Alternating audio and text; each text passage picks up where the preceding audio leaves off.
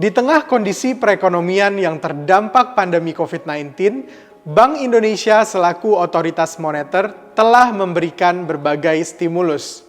Salah satunya adalah dengan menurunkan suku bunga acuan menjadi 3,5% per April 2021 atau sebesar 150 basis poin sejak awal 2020.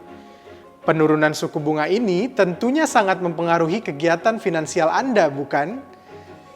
Pada sore hari ini, kami akan membahas arah suku bunga acuan ke depan hanya untuk Anda bersama saya, Irman Faiz.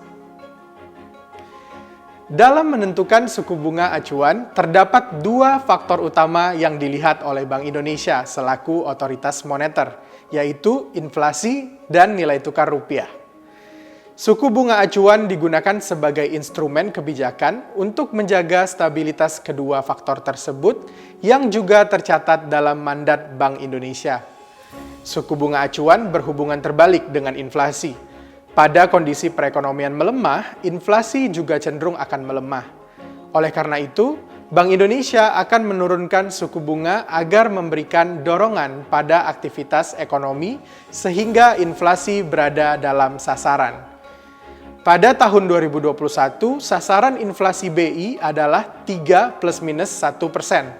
Jika kita lihat data BPS, inflasi di Indonesia menunjukkan pelemahan sejak pandemi terjadi. Bahkan lebih rendah dari batas bawah target BI sebesar 2%. Inflasi menurun ke 1,37% pada Maret 2021 dari 2,68% pada Januari 2020 sebelum pandemi berlangsung. Melewati kuartal 1 2021, indikator-indikator perekonomian menunjukkan perbaikan.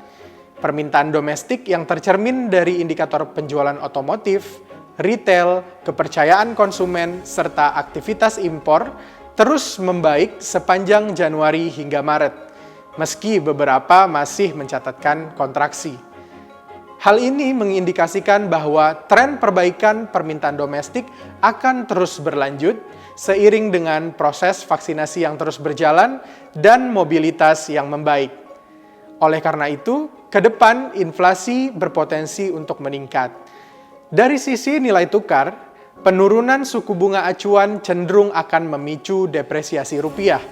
Hal ini dikarenakan bunga acuan yang lebih rendah akan menurunkan imbal hasil instrumen keuangan, sehingga investor akan mencari imbal hasil di negara lain yang relatif lebih menarik. Suku bunga yang lebih rendah juga akan meningkatkan permintaan domestik, sehingga dapat memicu aktivitas impor. Sepanjang kuartal 1 2021, aliran modal asing masih tercatat keluar dari pasar domestik sekitar 0,7 miliar US dollar.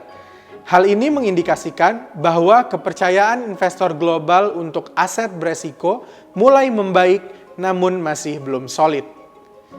Di sisi lain, aktivitas perekonomian domestik yang membaik turut memicu aktivitas impor pada bulan Februari-Maret lalu. Oleh karena itu, ke depan, perbaikan aktivitas impor serta arus modal asing masuk yang belum terlalu solid masih akan membayangi nilai tukar rupiah. Dengan pertimbangan prospek inflasi yang meningkat kembali dalam sasaran dan nilai tukar rupiah yang beresiko melemah, kami melihat Bank Indonesia akan menjaga suku bunga acuannya pada level 3,5% hingga akhir tahun ini. Sekian dari kami, tuliskan pendapat Anda pada kolom komentar dan jangan lupa untuk klik like, subscribe, dan share.